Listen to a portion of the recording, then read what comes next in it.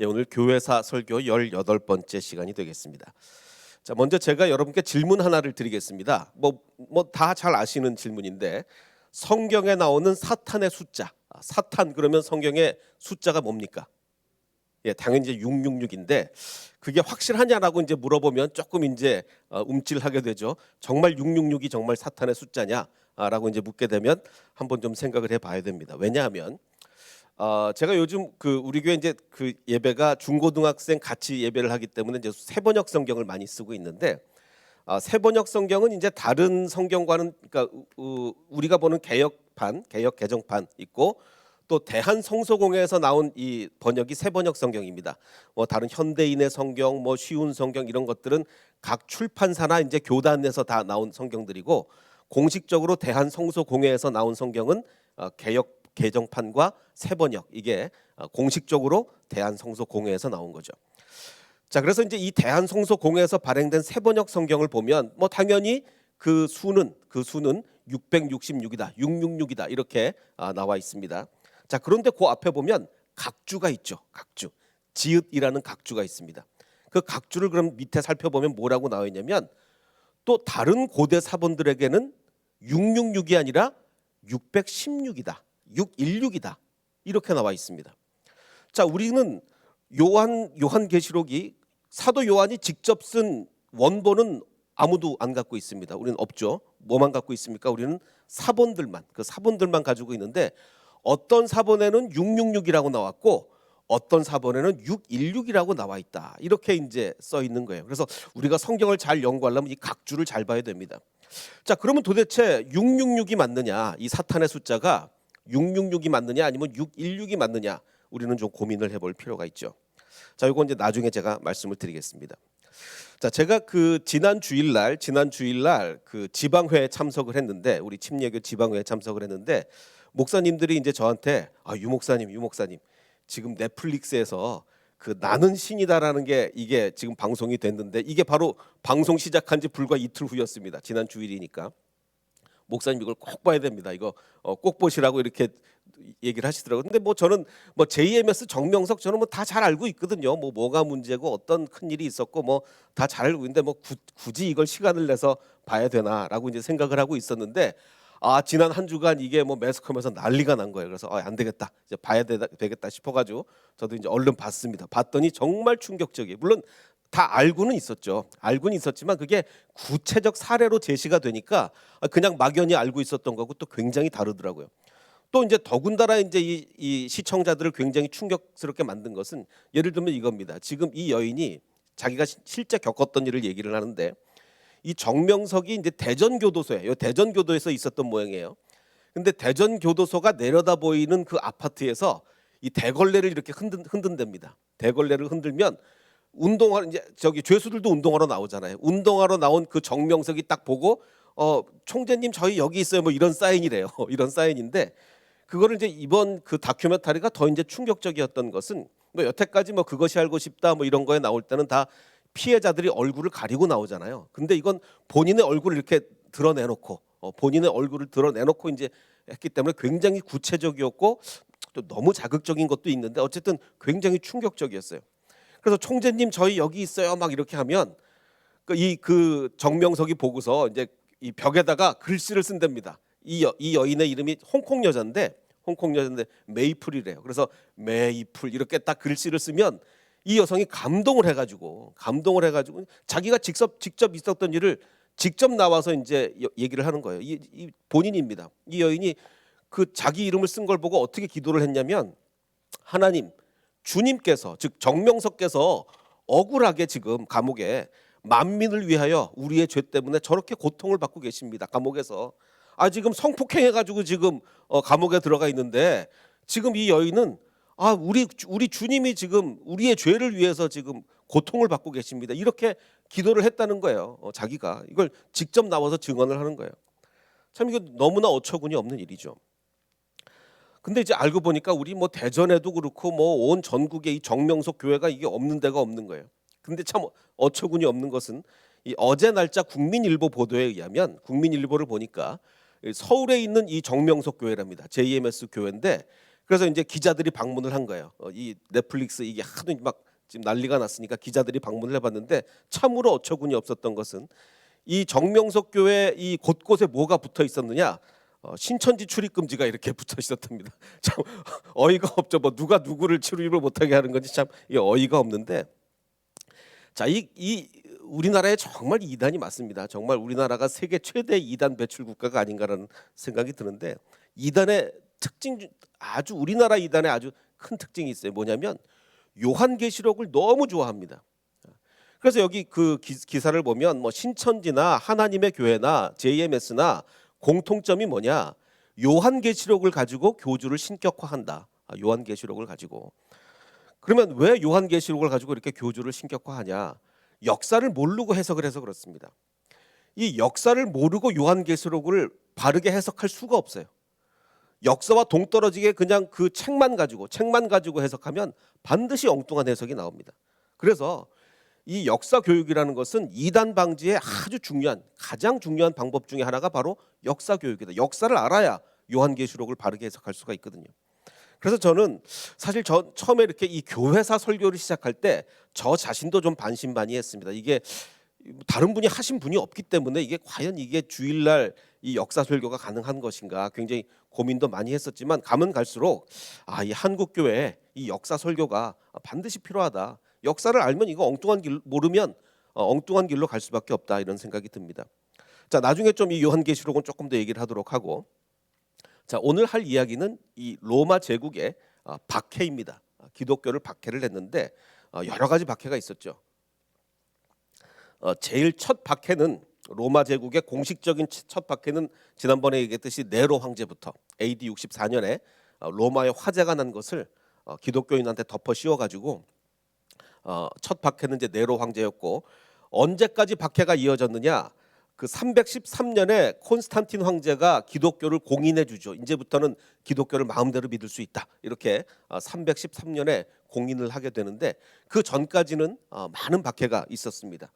그래서 이제 때로는 정말 견디기 어려울 정도로 극심한 박해가 있었던가 하면, 뭐 그렇다고 해서 뭐 250년 기간 내내 박해가 있었던 건 아니에요. 뭐 때로는 그래도 견딜만하게, 좀 조심만 하면 견딜만하게 있었던 적도 있었고, 또 때로는 굉장히 박해가 심했던 적도 있었고, 이렇게 업앤다운이 있었습니다.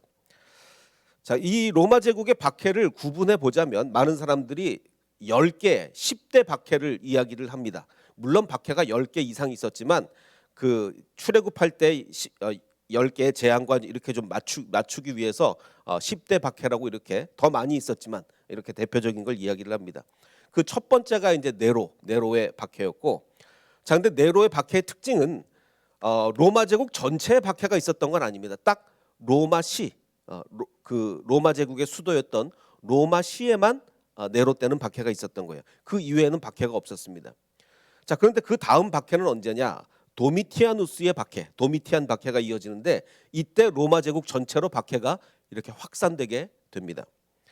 자, 그럼 이 도미티아누스라는 사람은 도대체 누구냐? 도미티아누스라는 사람은, 이 사람은 제가 이제 여러 번 말씀드렸지만 AD 70년에 예루살렘이 완전히 멸망을 하죠. AD 70년에 그 예루살렘을 멸망시킨 사람이 누구였습니까? 티투스 황제가 멸망시킬 당시에는 장군이었고, 멸망시키고 난 다음에 나중에 이제 황제가 되는데, 이 티투스 황제가 예루살렘을 멸망을 시키는데 그 동생입니다. 왜냐하면 티투스 황제가 아들 없이 죽었어요. 아들 없이 죽었기 때문에 그 동생이었던 도미티아누스가 황제가 돼서 기독교를 극심하게 박해를 합니다. 자, 근데 이 사람이 왜 이렇게 박해를 했을까? 이 사람은 좀 자격지식이, 열등감이 있었어요. 자기 형도 그렇고 아버지도 그렇고 아주 뛰어난 군인이었거든요. 이 로마 사람들은 이 군인의 열광을 합니다. 아주 업적을 많이 남긴 군인이라면 열광을 해요. 근데 자기는 군인이 아니었으니까 아무런 업적이 없는 거예요. 그래서 열등감에 좀 시달렸는데, 그래서 그런지 왕이 된 다음에는 자기를 신으로 섬기라고 했어요. 강요를 했어요. 왜 열등감 있는 사람들이 나중에 오히려 그런 일을 하는 경우가 많이 있죠. 자, 그래서 이 도미티아누스는 어떤 사람이었느냐? 뭐 흉상은 이런 게 남아 있는데 뭐 굉장히 좀 미남이었다 그래요. 이 사람이 황제가 됐을 때는 이미 AD 70년에 예루살렘이 완전히 파괴되고 성전이 없잖아요. 이제 성전이 없는데 유대인들이 계속 성전세를 바치고 있어. 성전세는 로마에 바치는 게 아니라 그 전부터 성전세는 그 예루살렘 자치, 유대 자치기구에 바쳤던 거예요. 왜냐하면 성전세니까, 성전을 위한 세금이니까. 자, 그런데 그래서 이제 이 도미티아누스가 생각을 하다 보니까 아니 지금 성전이 이미 파괴가 됐는데 니네들은 왜 자체적으로 성전세를 걷냐 이래가지고 마침 그때 좀 경제적으로 어려웠던 때라 유대인들이 바치던 이 성전세를 없어진 성전에 왜 바치냐? 우리한테 바쳐라. 로마에 바치라고 이렇게 요구를 하게 됩니다. 그러자 이제 이 유대인들이 아주 강력하게 반발을 하죠. 아니 성전세를 어떻게 로마에 바치냐 이렇게 반발을 하게 됩니다. 그러자 이제 이 도미티아누스는 유대인들과 기독교 모두에게 아주 극심한 박해를 가하게 되죠. 더군다나 아까 말씀드렸듯이 이전의 황제는요 언제 신이 됐냐면 죽은 다음에 신이 됐습니다. 가이사도 그렇고 뭐 다 죽은 다음에 신이 됐어요. 근데 이 도미티아누스는 아직 자기가 멀쩡히 살아 있는데 살아 있을 때 자기를 그 도미누스 주라고 나를 주라고 불러라. 나는 주다. 나는 신이다. 이렇게 합니다. 그러자 이제 거기에 이제 기독교인들은 도저히 우리가 순교를 당하면 당했지 도저히 살아 있는 사람을 주라고 못 부르겠다. 여기서 이제 극심한 박해가 된 거죠. 자, 지금 아까 말씀드렸듯이 이 그 넷플릭스 다큐멘터리가 나는 신이다. 이 교주들이 자기를 신이라고 그래요. 자기를. 거기서 모든 문제가 발생하는 거 아니겠습니까? 마찬가지로 이 지금 그 도미티아누스도 나를 도미누스, 나를 주라고 불러라. 내가 신이다. 여기서 이제 엄청난 박해가 이제 이루어지게 되는 건데 거듭 강조를 드렸지만 사실 로마 제국이 그 계속 그 황제가 있었던 제국이 아니죠. 처음 로마 제국이 세워질 때는 황제가 있었지만 그리고 금방 황제가 없어지고 무려 500년간 원로원이 다스리는 500년간 황제가 없는 나라였어요. 원로원이 다스리는 공화국이었어요. 근데 예수님이 오시기 직전에 황제가 다시. 근데 500년간 그 공화정 때 예수님이 오셨으면 이런 극심한 박해가 없었죠. 무슨 원로원들이 다스리는데 뭐 누구를 황제로 누구를 신으로 할 거며 뭐 신으로 안 섬긴다고 무슨 박해가 있겠습니까? 뭐 조금 박해가 있었겠죠. 근데 예수님이 오시기 직전에 황제가 딱 들었음으로 해서 아니 나를 신으로 안 섬긴단 말이야? 죽여! 뭐 이렇게 해가지고 엄청난 박해가 이루어진 거예요.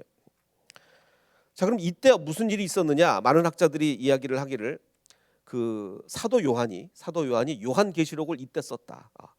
사도 요한이 반모섬에 유배를 당하면서 이제 박해가 극심하니까 이제 쫓겨난 거예요. 그래가지고 반모섬에서 바로 이때 요한계시록을 썼다고 거의 대부분의 학자들이 이렇게 얘기를 하고 있습니다. 자, 그럼 이때 요한계시록을 썼는데 그럼 이 도대체 묵시문학 즉 다니엘서 일부와 요한계시록 이 다 묵시록이죠. 이 묵시문학은 어떤 특징을 가지고 있느냐? 이게 박해 시대에 기록된 특징을 가지고 있어요. 박해 평안할 때 기록된 책이 아니라 극심한 박해 중에 기록된 책이에요. 그러다 보니까 뭐가 문제냐면 이 네로 나쁜 놈 그리고 이 그 도미티아누스 나쁜 놈 이렇게 쓰고 싶은데 쓸 수가 있습니까? 못 쓰죠. 지금 검열에 걸리면 죽는 거예요. 이 로마 황제 나쁜 놈들 쓰고 싶은데 걸리면 죽는 거죠. 그래서 검열을 피하기 위해서 위장된 언어를 사용하는 게 바로 묵시록입니다. 그래서 묵시록을 보면 아주 이게 상징적이고 위장된 언어로 기록되어 있잖아요. 왜냐하면 이 로마 황제 나쁜 놈들아 쓰고 싶은데 못 쓰는 거예요. 그래서 아주 뭐 이야기를 자꾸 돌려서 비유적으로 쓸 수밖에 없는 거죠. 그래서 이 요한계시록을 절대로 그 문자 그대로 해석하면 안 됩니다. 이거는 쓰는 사람도 이건 상징이다라고 썼고 읽는 사람도 당연히 그걸 상징으로 읽기 때문에 절대로 이것은 문자적으로 해석하면 안 됩니다. 그러니까 예를 들면 여기서 나오는 짐승과 666 이런 것들을 다 상징이기 때문에 절대로 문자적으로 해석하면 안 돼요. 그리고 더 중요한 것은 이게 지금 어떠한 역사적 상황에서 나왔느냐, 즉 시대적 상황을 알고서 해석을 해야지. 아까 제가 말씀드렸듯이 요한계시록은 역사를 모르고 절대로 해석할 수 없는 책입니다. 역사와 뚝 떨어져서 성경 책만 딱 펴놓고 해석하면 100% 이단이 나오죠. 100%. 그럼 100%입니다. 근데 이단들이 하는 신천지니 뭐 JMS니 다 하는 일이 뭐예요? 역사를 딱 떼놓고 그 책만 가지고 설명을 하는 거예요. 그럼 100% 이단 되는 겁니다. 그래서 역사가 중요하다. 자, 그럼 도대체 어떤 역사적 상황이었느냐? 방금 말씀드렸듯이 네로가 박해를 했습니다. 도미티아누스가 박해를 했어요. 그래서 그 상황 속에서 지금 요한계시록을 쓰고 있는 거예요. 그 내용이 어떻습니까?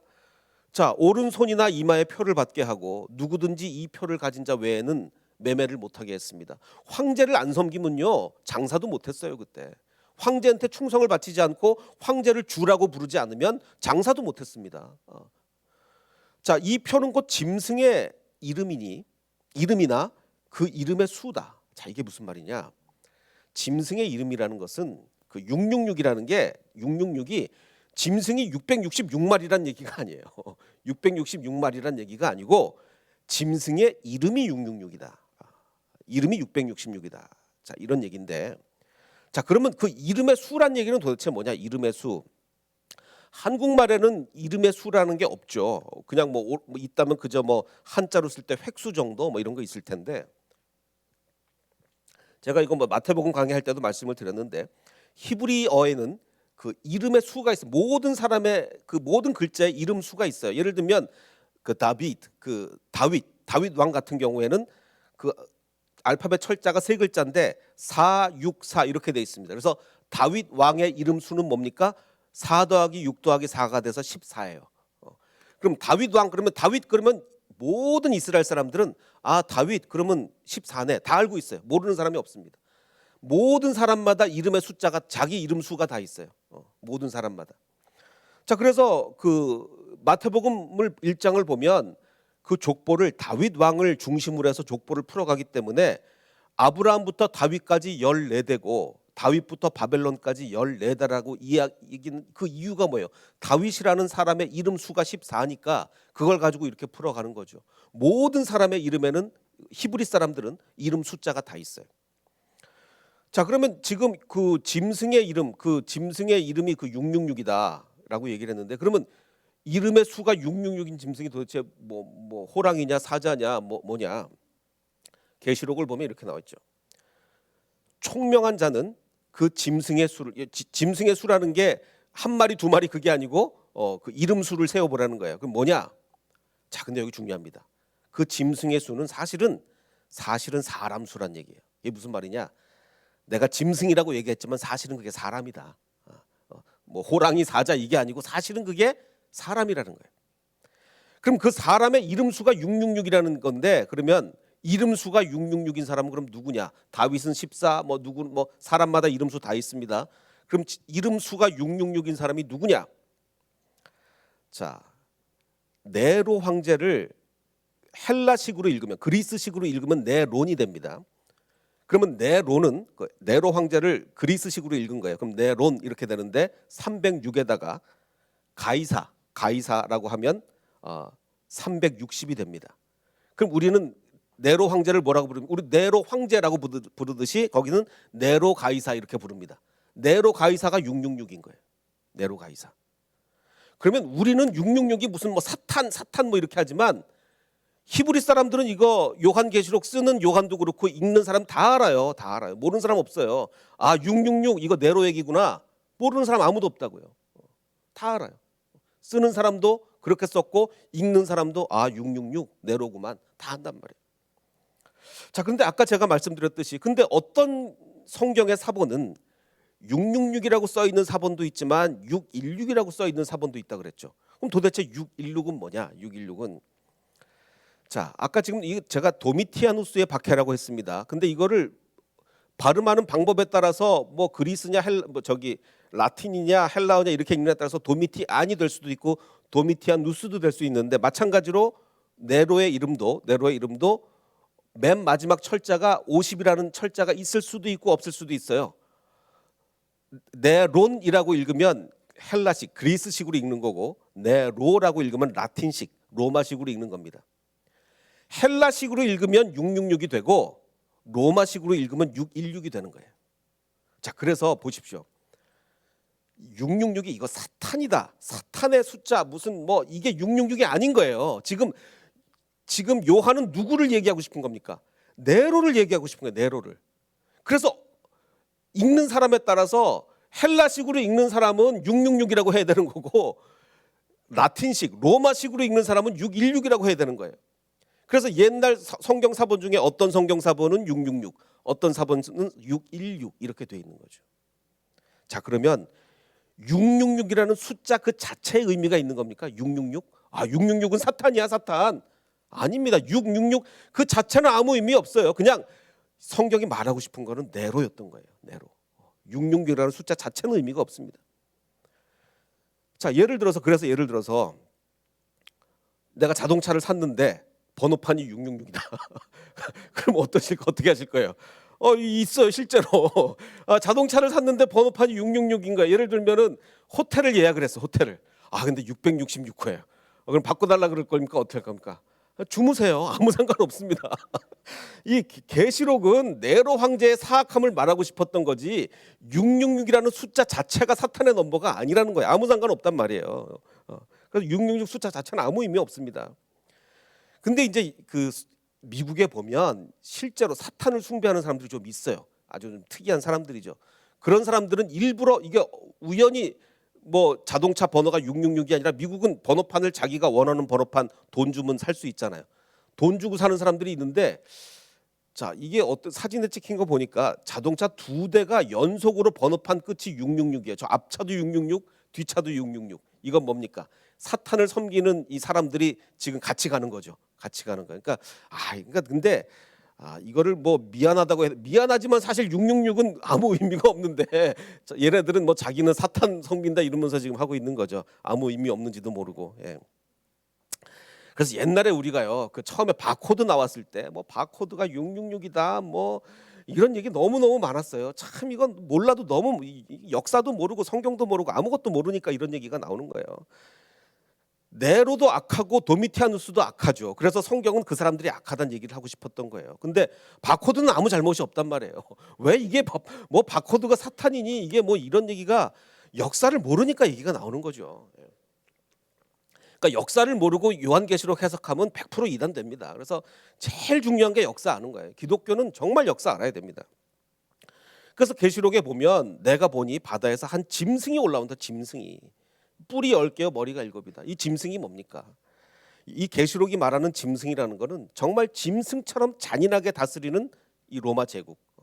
짐승처럼 정말 폭력적으로 다스리는 로마 제국과 그 황제를 얘기하고 싶은 거지. 이게 뭐 666은 정말 아무 의미 없다 그런 거예요. 자, 이 성경에 보면 이 권력에 대한, 특히 로마 제국에 대한 시각이 두 가지가 나옵니다. 로마 제국에 대한 두 가지 큰 구별되는 두 가지 시각이 있는데, 사도 바울의 시각과 요한계시록 즉 요한의 시각이 굉장히 달라요. 굉장히 다릅니다. 이것 때문에 시험들 많이 드시는데, 사도 바울은 로마 제국을 어떻게 봅니까? 사도 바울은요, 사람은 누구나 위에 있는 권세에 복종해야 된다.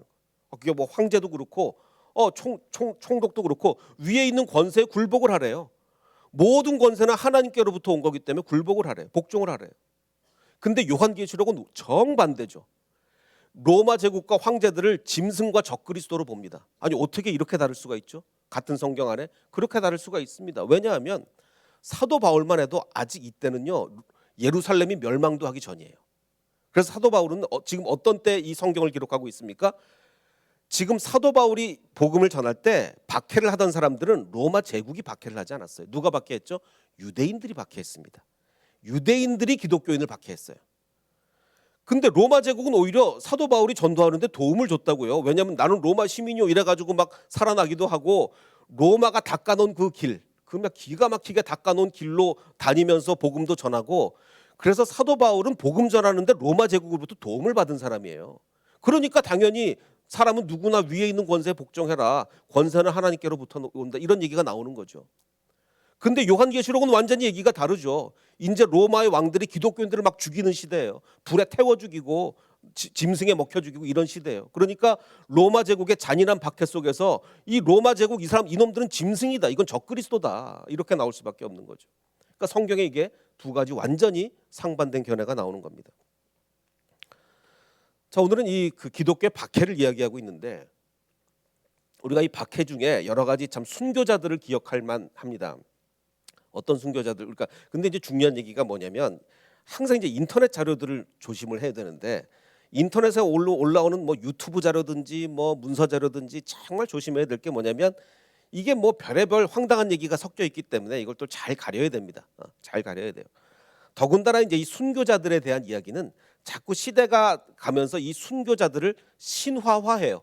마치 이게 평범한 사람이 아닌 것처럼 신화화해야 하는데 그걸 이제 좀 잘 가려야죠. 그래서 이게 정사와 야사가 막 섞여 있기 때문에 조심을 해야 되는데 뭐 기억할 만한 이제 순교자는 그 성녀 체칠리아입니다. 이 여인을 주로 찬양의 여인이라고 하는데 그 AD 3세기 이제 귀족 출신 여인입니다. 근데 성녀 체칠리아 이렇게 하면은요. 뭐 올간의 앞에 이거 AD 3세기인데 올간이 어디 있습니까? 근데 이제 뭐 이게 찬양을 하는 여인이었기 때문에 그 뭐 이렇게 악기 앞에 앉혀 있고 뭐 이렇게 나오는데 이 여인은 이제 그 결혼 후에 남편과 시댁 가족을 전도했어요. 남편과 시댁은 이교를 믿고 있었는데 남편과 시댁을 이제 전도를 합니다. 그런데 이제 이 먼저 남편이 순교를 해요. 그 이교 신전에 제사를 드려라라는 이 황제의 명령을 거부하고 남편이 먼저 순교를 했어요. 그러자 이제 이 여인이 가서 남편의 시신을 묻어줍니다. 그때 당시는 사형수의 시신을 묻어주면 안 되던 시대였어요. 근데 남편의 시신을 묻어주니까 이 여인도 체포가 돼요. 그래서 이제 이 여인도 사형 판정을 받고 그래서 이제 이 로마에서 이 여인을 어떻게 죽이려고 했냐면 아주 뜨거운 한증막에 들어가서 이제 거의 질식사를 시키려고 이렇게 뜨거운 증기탕송에 갇혔는데 이 여인은 몇 날 며칠 동안 계속 찬양을 해요. 그래서 이제 이 여인이 찬양의 여인이 됐습니다. 끝까지 찬양을 하는 거예요. 그래서 도저히 이 여인을 안 죽는 거예요. 그 안에서 안 되겠다 끌어내서 그러면은 참수형을 해라, 목을 쳐라. 그래서 도끼로 목을 칩니다. 근데 모르겠어요. 이게 목을 치는 사람이 이제 여자니까 너무 이제 치는 사람도 좀 부담이 됐었는지 3번을 내리쳤는데 안 죽는 거예요. 3번을. 근데 이제 오히려 금방 죽었으면 고통이 덜했을 텐데 이 목에 그 상처가 난 채로 며칠을 더 있다가 그 상태에 계속 찬양을 하다가 결국은 순교를 당하게 됩니다. 그래서 이제 이 여인을 우리는 찬양의 여인이라고 부르게 되죠.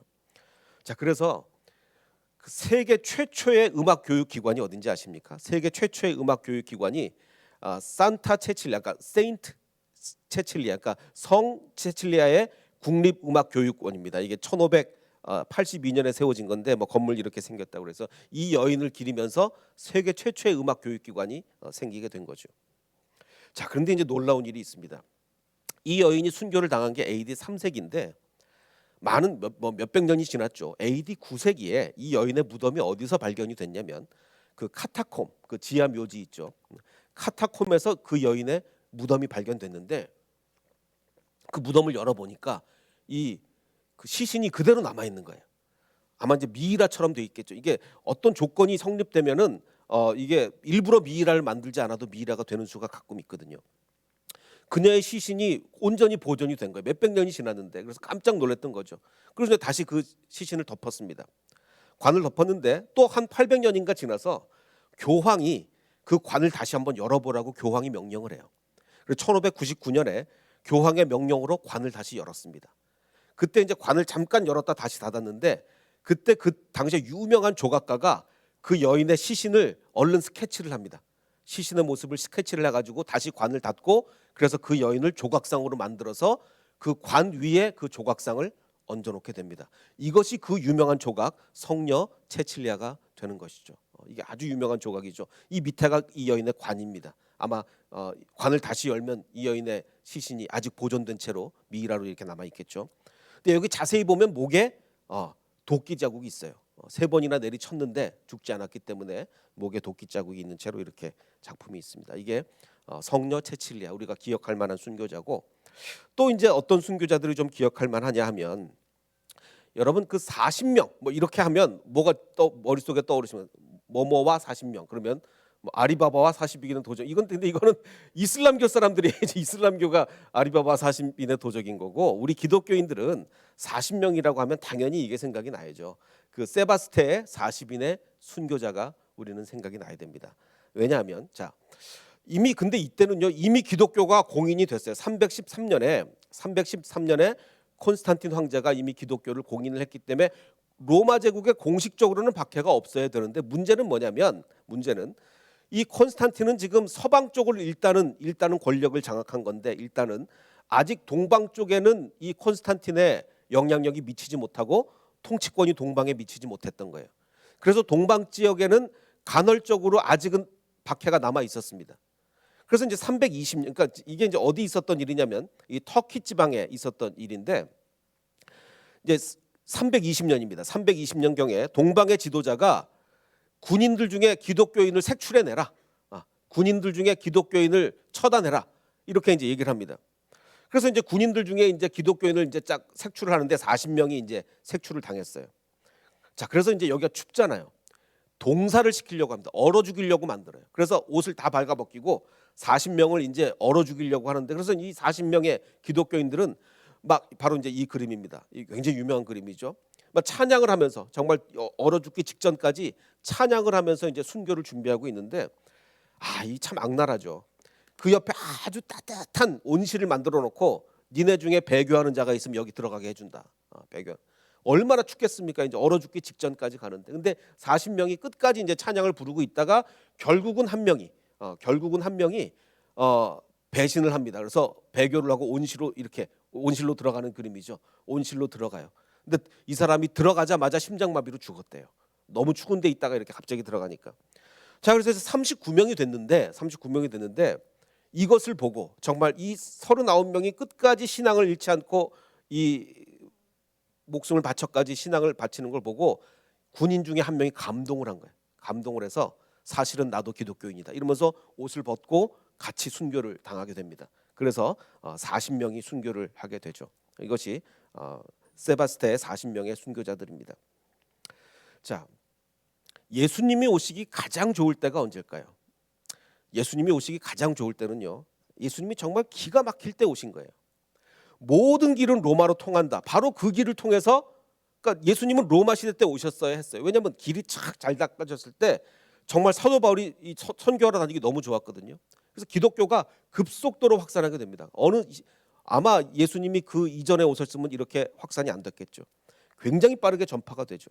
자, 근데 또 반면에 하필이면 예수님 오시기 직전에 로마 황제라는 제도가 생김으로 인해서 니네 왜 나를 신으로 안 섬겨 이러면서 극심한 박해. 마침 그때 부활된 로마의 황제 제도로 인해서 정말 큰 박해를 받으면서, 자, 그런데 박해를 받으면 교회가 순수해집니다. 정결하게 돼요. 교회가 등 따시고 배부르면 부패하고 등 따시고 배부르면 부패하는데 박해를 받으면 순수해지죠. 자, 그래서 기가 막히게 된 거예요. 정말 빠르게 전파될 수 있는 로마의 길, 그리고 정말 순수하게 전파될 수 있는 박해. 그래서 이 두 가지가, 그래서 사도 바울이 얘기했던 대로 권세에 복종해라, 권세에 굴복해라. 니네 지금 이 우리가 선교하기 좋은 이 길 누가 닦아놓은 줄 알아? 이거 로마 제국이 닦아놓은 길이야. 하나님이 이걸 통해서 우리 복음 전하게 하시잖아. 이 말씀이 있는가 하면 또 반면에 이 로마 제국은 짐승인 거예요. 우리를 죽이면서까지 우리를 못 살게 구는 짐승인 거예요.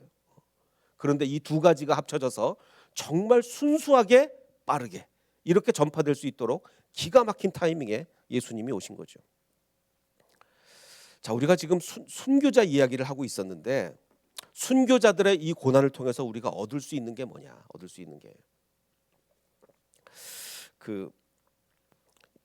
유대교와 기독교의 차이가 뭘까요? 기독교는 이제 세계 최대의 종교가 됐어요.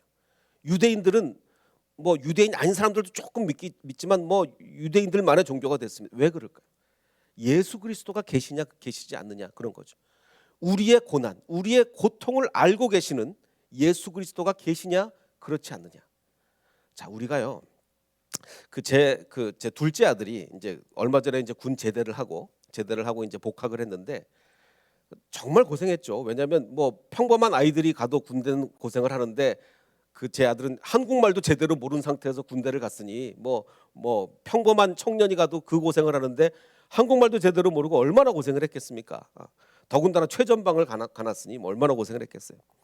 그래서 이제 제대를 했는데 문제는 입학을 했을 때 코로나였기 때문에 1년을 학교를 다녔는데 학교에 아는 사람이 아무도 없는 거예요. 복학을 했는데 그래도 뭐 같이 아는 사람이 한두 명이라도 있어야 되는데 온라인 수업만 했으니까 아무도 아는 사람 없이 이제 복학을 했는데, 그래서 이제 교수님이 이제 한 명씩 면담을 한다 그래서 이제 학생들이 줄지어 이렇게 앉아 있었나 봐요. 근데 옆에 이제 남자가 있으니까 이제 남자들 모이면 무슨 얘기합니까? 군대 얘기하잖아요. 그래서 이제 제 아들도 이제 자기가 군대에서 얼마나 힘들었는지 좀 얘기를 하려고 그랬나 봐요. 이제 나는 이렇게 힘들었다 뭐 이 얘기를 좀 하려고 그랬는데 이제 먼저 옆에 있는 사람이 선수를 쳤는데 이 사람은요 미군을 갔다 왔대요. 미군인데 그냥 미군이 아니라 스나이퍼, 저격수였어요. 저격수였는데 저격수가 얼마나 힘듭니까? 그 풀숲에 정말 몇 날 며칠 있다가 한 방씩 쏴서 죽이고 이래야 되는데 위험하기도 하고 굉장히 힘들죠. 근데 이 사람 미군을 가다 보니까 아프가니스탄에 파견이 됐던 거예요. 그럼 실제로 이제 실전에 배치가 돼서 그러면 아프가니스탄 군인을 몇 명을 죽였느냐, 그 반란군을 몇 명을 죽였느냐 확인된 것만 200 몇 명이래요. 이 사람 혼자서 이거 뭐 그야말로 레전드입니다. 그래서 훈장도 받았어요. 미국에서 훈장도 받았고 확인된 것만 200 몇 명이니까 뭐 거의 뭐 300명 이상을 죽였겠죠. 대단한 사람, 정말 대단한 사람인 거예요. 이 스나이퍼 또 아무나 하는 게 아니거든요. 근데 이제 이 사람이 왜 군대를 갔느냐? 이 미국에 있는 사람 중에 이제 그 시민권이 없는 사람들이 신분 문제를 해결하기 위해서 군대를 많이 가거든요. 그러면 미군에 가서 미국을 위해서 봉사를 하면 그 공로로 다 시민권을 주거든요. 근데 이제 문제가 생겼어요. 트럼프 정권이 들어서면서 그 제도가 폐지된 거예요. 이 사람 다 목숨을 걸고 아프가니스탄에서 200명 이상 죽이고 왔는데 시민권을 못 받고 결국은 한국으로 쫓겨오게 된 거예요. 근데 아직 문제가 안 끝났습니다. 한국 군대를 또 가야 돼요. 정말 어떻게 이런 케이스가 있겠습니까? 정말 그 고생을 해서 200명 이상을 그 전쟁에서 죽이고 이렇게 했는데 미국에서 쫓겨나고 근데 한국 와서 또 군대 가야 되고. 자, 근데 제 아들이 자기 군대 힘들었다는 얘기를 딱 하려고 그랬었는데 그런데 그 사람이 그 얘기를 하니까 뭐 얘기도 못 꺼낸 거죠. 자기 힘들다는 얘기 어떻게 나옵니까 거기서. 제가 이 말씀을 드리는 이유는 근데 제 아들이 그 얘기를 듣고 큰 위로를 받은 거예요. 나만 힘들었던 게 아니구나. 나만 힘들었. 자, 우리가요 위로를 받을 때 잘 나가는 사람들 얘기 들으면 나도 저렇게 잘 나가야지 위로 받습니까? 절대 위로 못 받죠. 절대 위로 못 받습니다. 언제 위로 받죠? 정말 나처럼 힘들고 아니면 나보다 더 힘들었던 사람들 이야기. 그 이야기를 들으면 정말 마음의 위로가 되는 거예요. 예수님이 왜 이 땅에 십자가 안 지셔도 되잖아요. 하나님이 우리에게 구원의 방법을 주시는데 전능하신 하나님이 온갖 구원의 방법, 정말 별의별 구원의 방법 다 주실 수 있죠. 근데 하필이면 왜 자기 아들을 십자가에 못 박아서 있는 피 다 흘리게 하시고 온갖 고난 다 당하게 하시면서 그 방법을 구원의 방법으로 선택하셨냐고요. 그래야 우리가 위로받잖아요. 예수님도 이렇게 힘들었는데 그래서 나도 위로를 받을 수 있겠구나. 그러니까 이 기독교가 세대 최대의 종교가 될 수 있는 거 아닙니까? 예수님이 없는 유대교는 그렇게 복음 전파의 능력이 없다고요. 어떻게 위로할 겁니까? 근데 예수님이 계시니까 우리보다 더 극심한 고난을 당하신 하나님의 아들이 그런 고난을 당하셨으니까 우리가 위로받는 거 아니에요. 그래서 히브리서에서 우리 순교자들도 마찬가지예요. 순교자들을 우리가 머릿속에 떠올리면서 우리가 위로받는 거.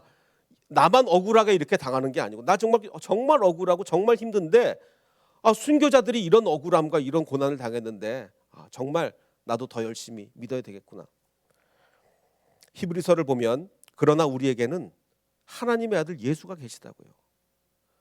유대교에는 안 계시지만 기독교에는 하나님의 아들 예수가 계시다고요. 그런데 그 예수는 어떤 예수냐? 그 대제사장은 우리의 연약함을 동정하지 못하는 분이 아니에요. 왜? 본인 스스로 극심의 고난을 겪으셨으니까. 예수님이 직접 체험하셨기 때문에 우리의 연약함을 동정하지 못하시는 분이 아니라 오히려 그는 모든 점에서 우리와 마찬가지 아니죠. 우리보다 더 극심한 시험과 고난을 받으셨지만 죄는 없으신 분입니다. 그러므로 우리는 담대하게 은혜의 보좌로 나아갑니다. 그래야 우리가 자비를 받고 은혜를 입어서 제때에 주시는 도움을 받도록 합시다. 그래서 정말 우리가 예수 그리스도의 고난을 통해서 우리가 얻을 수 있는 것은 예수님이 이렇게 고난을 겪으셨으니까 나를 아시겠구나. 예수님이 안 계시면 우리가 어떤 고난 받을 때 어떻게 하죠? 창조주 하나님이 계신데 전지전능한 하나님이 계신데 이 괴로운 나의 마음을 아실까? 그거죠. 유대교는 그겁니다. 근데 기독교는 예수님이 그렇게 고난을 겪어보셨으니까 하나님이 내 마음 얼마나 잘 아실까? 그래서 아까 우리가 불렀던 찬양처럼 너 고통당할 때 주님이 우리와 함께 고통당하신다. 이 말씀을 믿고 정말 위로를 받으시는 저와 여러분이 되시기를 주님의 이름으로 축원합니다.